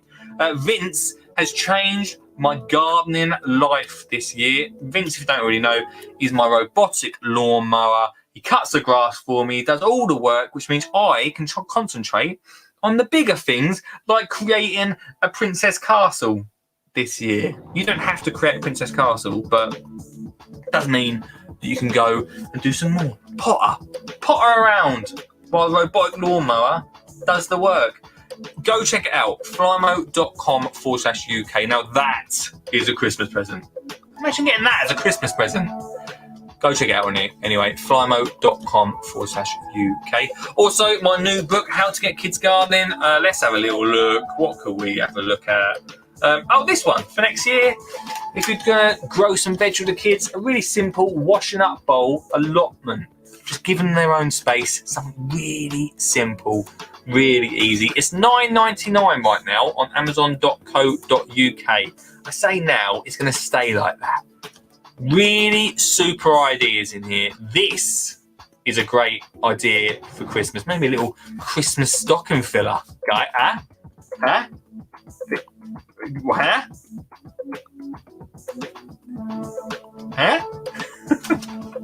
Go check it out right now. How to Get Kids Gardening with the Skinny Jean Gardener. And also Garden Club, GDN Club. It's available right now. We've just started uploading the brand new podcasts and the videos, the monthly videos that you get in that club. It works out £3.30 a month, £3.33 a month. But it comes in one lump sum, $39.99. Don't know why I had to say it like that. $39.99 a year. There's so much in there to get you gardening, so much advice, tips, And also, you get to speak to me direct. You have an instant button to get in contact with me. I'll get back to all your questions instantly. Instantly. How about it? Go check it out, skijingo.co.uk/GDN. I'd love you guys to be part of that club because it's just going to grow and grow and grow and get better and better and better. Just go check it out. Also, if you fancy sponsoring the show and the podcast, then please do. Want to get your brand in front of people, then this is the place to be. Right. Should we get back on with the last half hour? I think we should. Go do it, Lee.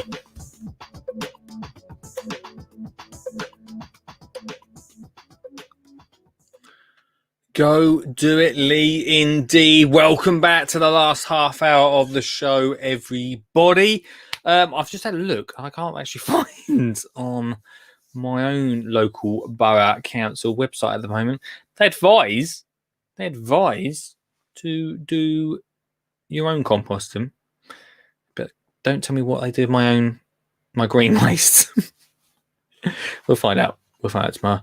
Ian says, thanks, guys, for commenting. I thank you very much for calling in as well. The phone lines are open for the final half hour of the... Oh, actually, our last 25 minutes of tonight's show. So if you have watched Kiss the Ground, perhaps you have, perhaps you ain't. I know a lot of people are probably going to go away and watch that after tonight, after our great review of it. 5-star from me. 5-star from me. It says, up here, we have four wheelie bins. One for paper, cardboard, one for bottles and cans, one for general waste collected on a 3 weekly cycle. And the final one is collected weekly for food and garden waste. Plus, they provide free compostable bags for a caddy that sits in the kitchen. Well, they seem like they've got it up and bang up, ready to go there. In up your way. 4 wheelie pins is excessive, isn't it? I don't know. Maybe it's not. Maybe it's just me. But yeah, composting. We keep coming back to this composting thing. But it's just got me thinking a lot about what I'm doing with my garden. Like, it also brings up this subject, the terrible subject. There's a few things that keep coming up on the show. Composting and the awful invention of artificial grass, and just looking at what that does to our planet. We were talking about it as we walked around the other day, and as I was walking along, I was talking to Richard about all of the paved over driveways, which I'm a problem. I'm on my hands up. I am part of the problem with that. I'm looking to solve it. We'll talk about that another day. And across the road from me, as we were walking across, was a garden. Beautiful cut lawn. Beautiful planting. In the pucker. Looked amazing. Got a bit closer. It was artificial grass.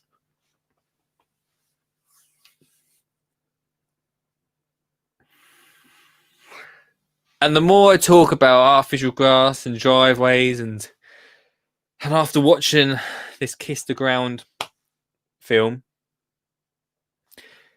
without going like all like, hey man, I don't know what that is. What are we doing? What are we doing to our? What are we actually? Again, I'm part of this problem from what I've done. What are we doing to our planet that we're always... This is getting away from gardening, really, isn't it? What are we doing to our planet that we're just building houses, paving over areas, building.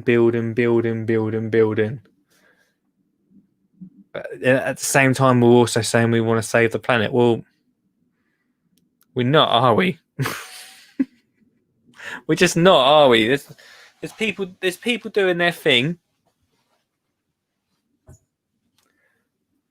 and you know, not it's just not thought about, is it? And I think the reason I feel so, I think the reason that my mind feels so mashed up about this is because for a long time I have been part of that problem. I didn't used to recycle. I didn't used to compost. All I did was when I moved to this house was want 2 parking spaces. So totally paved the front. I'm not going to go over that, am I? Paved the front of my garden. The last thing that was on my mind was the planet. Maybe since having Olive and thinking actually it'd be quite nice if this panel went on a little bit longer, wouldn't it? And watching things like this, and I daren't. Someone comment to watch to watch the. I'm not watching the David Attenborough film. I'm not watching that. I'm a bit distracted tonight. I'll tell you for one. Something is going on top of this roof tonight. I think it's a fox. Always get a little bit touchy when that happens. So the fox is on top of this roof. Always get a bit touchy around the end of the night. 20 minutes to go when he's up there, because don't have to make the mad rush back to the house. Anyway, what are we doing to our planet? I daren't watch that David Attenborough one. Everyone says, "Oh my God, you'll feel so sad afterwards." I've just watched one about soil, and I'm already questioning what is the point in life. That's a bit much. But it's really made me think. I literally, my only thought over the weekend was, shall I start ripping up these paving blocks?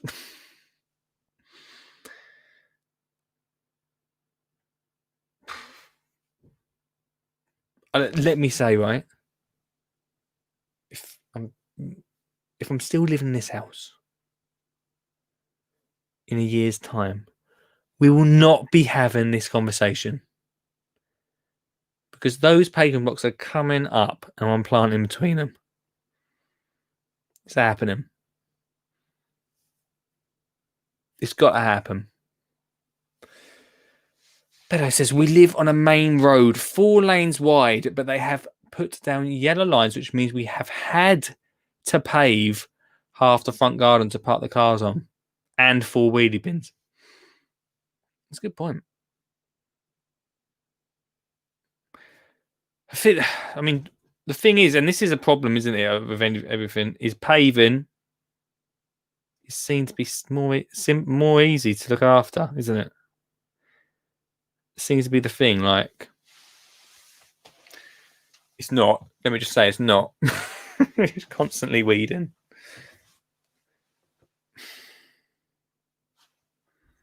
Maybe this whole show tonight is just me angry at myself that I've paved the front of my garden. It's a good point, though.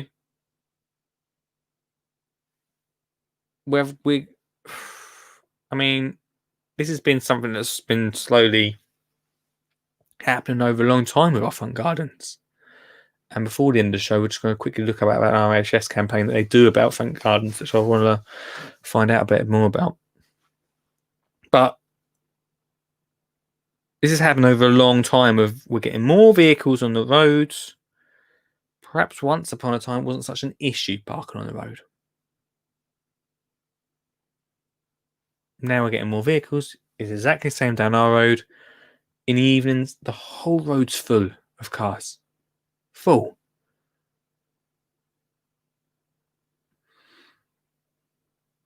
You don't want to, really want to park miles down the road, do you? It's just, ideally, everyone wants to park in front of their house. So, yeah, I get what you're saying. Maybe the thing that needs to be put out there is we don't have to pave over it. We have to tarmac. We don't have to concrete it. There's other ways. I wish. I said this the other day to Suggs. I wish I got that like grated stuff. You can put gravel in,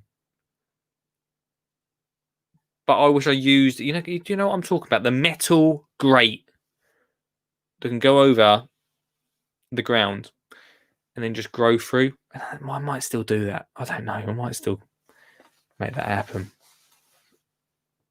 I wish I did something more than what I've got now.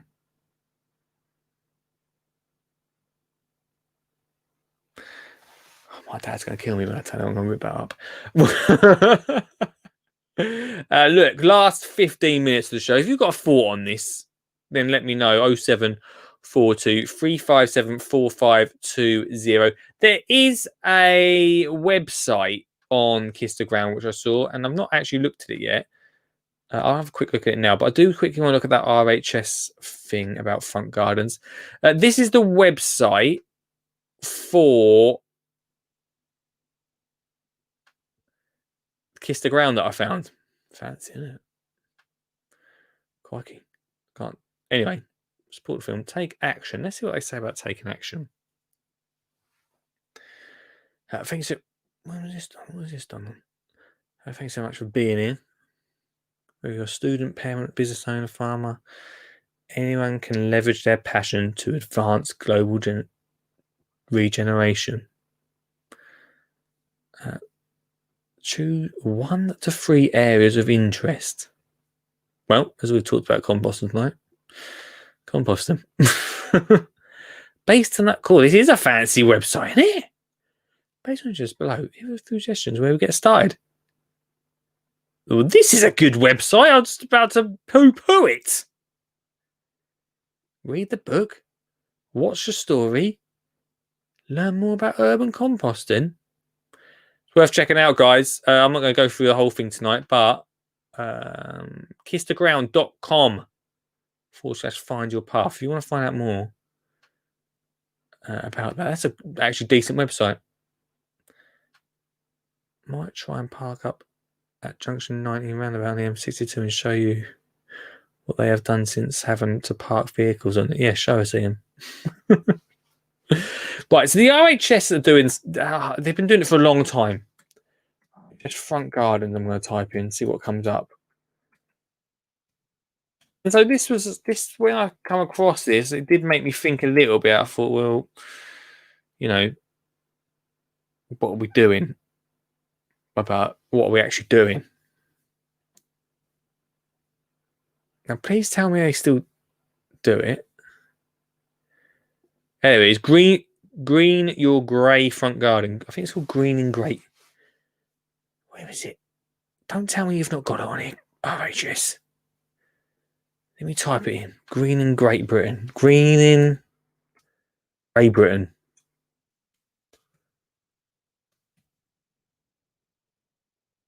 Here we go. 2019. I'm in 2020, but don't worry about it.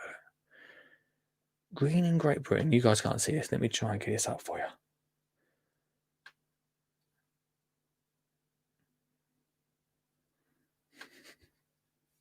Before we do, Robster says, one of the Kiss the Garden founders describes himself as a love activist.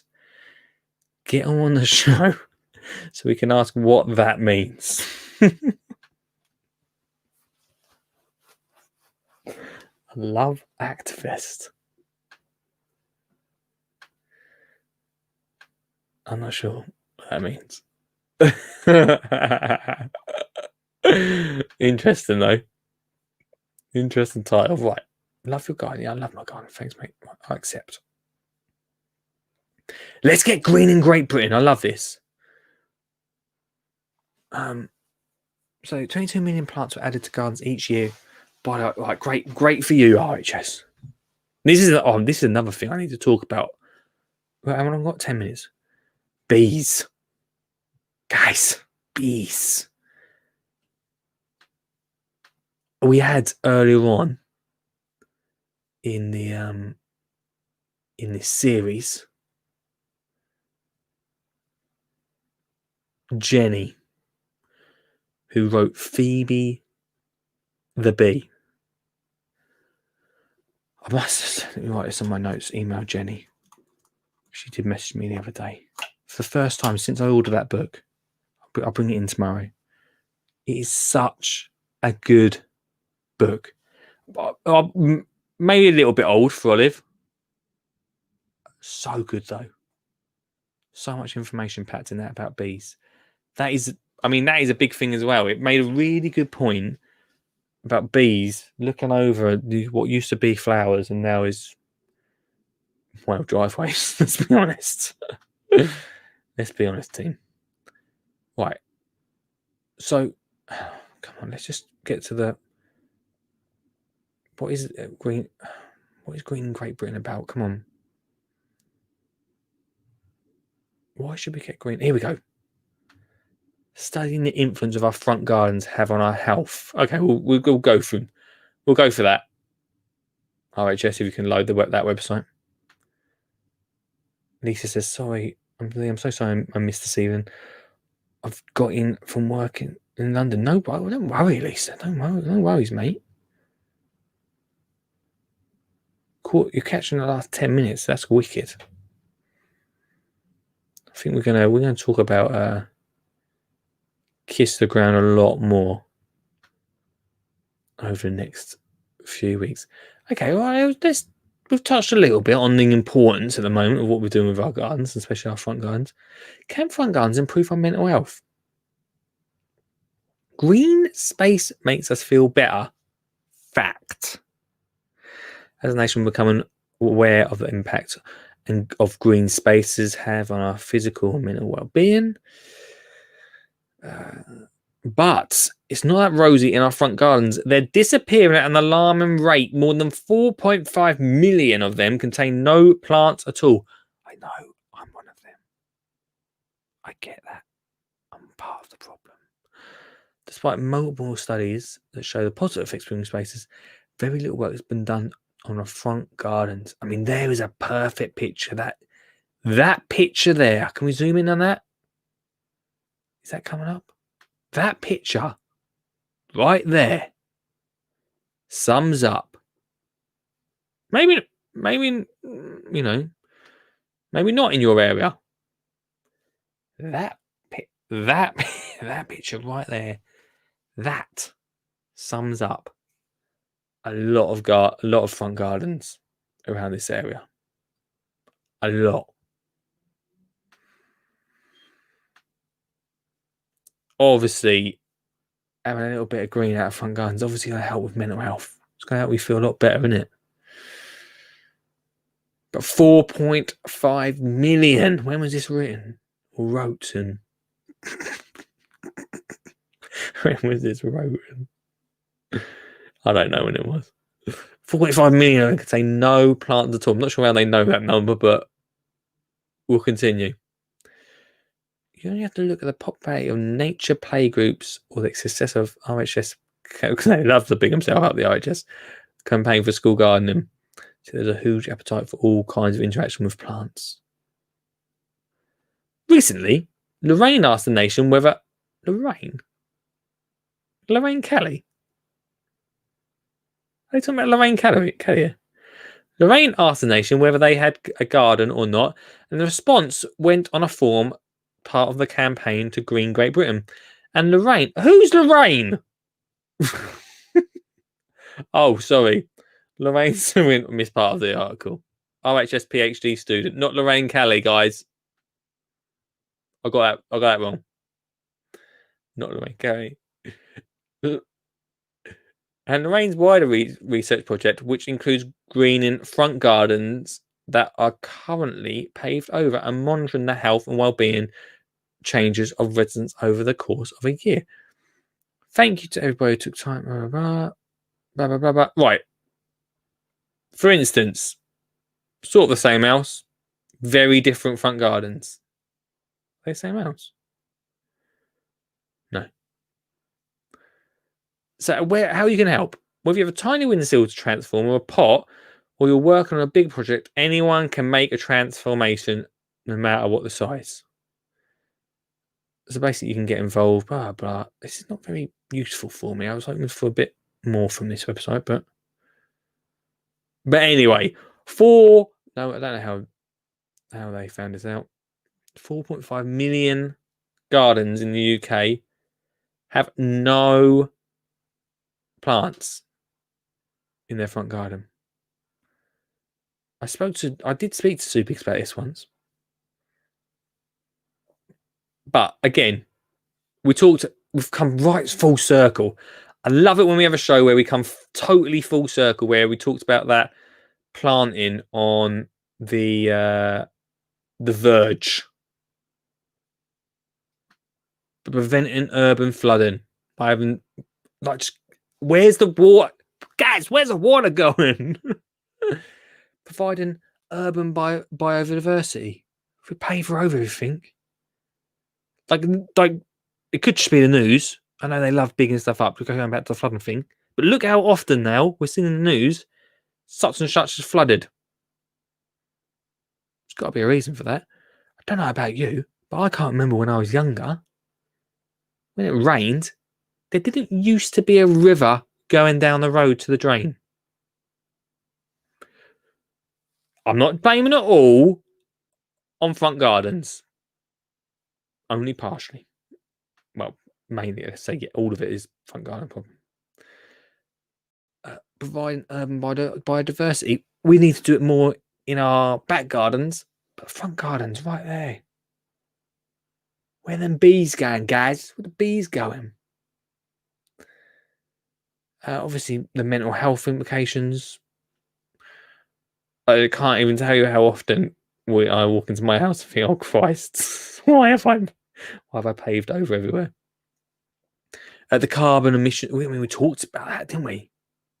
Again, it's from Kiss the Ground. This film is brought up such a big subject, isn't it? And it goes into 10 tips. We're not going to go into them tonight. I've not got time. Mark says, no, seriously, where is all the water going? I agree. A lack of planting spaces. Yeah, where is all the water? Hey guys, where's the water going? I just really think,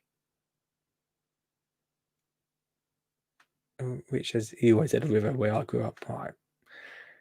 I just think it's totally blew my mind. Lisa says, did everyone enjoy Kiss the Ground? We enjoyed it, but my God, it's made us think.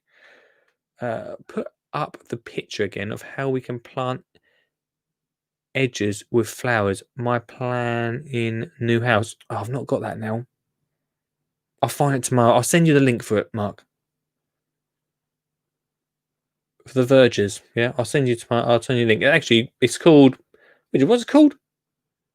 River. Hang on. Let me see if I can get it up before we finish the show tonight. What's it called? River Gardens. We had it up already tonight, didn't we? River Gardens. Oh, I think it's called Rivers. What's it called? River? Not River.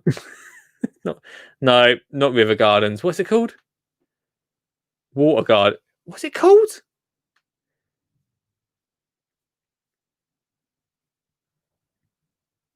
I don't know what it's called now. It's not called River Gardens, is it? Carl, can you Rain Gardens? While I look for this actually just took me to a old people's home. Oh, we go Rain Gardens. River Gardens. Look, did we see why Rain Gardens? Let's have a look here. I download that. Let's get it up on the screen for Marky Boy. 2 minutes left of the show. I know that fox was on the roof. Let's just share this screen. The last 2 minutes of the show. Come on, Lee, you can do it. Where is it? Where is it? Where is it? Where is it? Where is it? Right. This is where is it? Get through that. Come on, keep going, keep going. There. That Mark. For those verges. I think it's a great idea. I think I'd love this to be outside my house. I've got no verges, unfortunately, so it doesn't really work in that sense. But again, something that we can do in our own gardens to think about. Carl, you got no VIP card because I'll tell you why. I need you to message me on Twitter or Facebook somewhere. I need your address. I'm not driving to Wales to hand deliver it. I don't even know if I can get in Wales. So there we go, team. What a night! What a night of conversation! What a night of thinking. Might have to watch Kiss the Ground again in case I missed parts of it. I think I'll probably watch it again sometime this week. I'll try and catch it again. But it's just really got me thinking. It's really got me thinking. I hope it has you too. Tomorrow we have the fantastic Mr. Matt Biggs on the show. So looking forward to that. If you want to catch the best bits, then please do over on the Skinny Jean Gardener podcast. There's always a best bits coming out every day of the week, pretty much. So you can check that out there. And let me know your thoughts. Tell me what you think. Hit me up on the Twitter after the show and we'll talk about it tomorrow, or just tune in tomorrow 8 till 10 for that. Thanks so much to everyone that's talked about this, and it's going to be a conversation that probably going to keep coming back to. It'd be great to get Mark on next week to go in a little bit more detail about it too. So yeah, look, have a fantastic day tomorrow. If you're about tomorrow evening, it'd be great to speak to you, and if you want to talk about this more, we sure can. Much love. Look after yourself, and I'll speak to you soon. Facilia.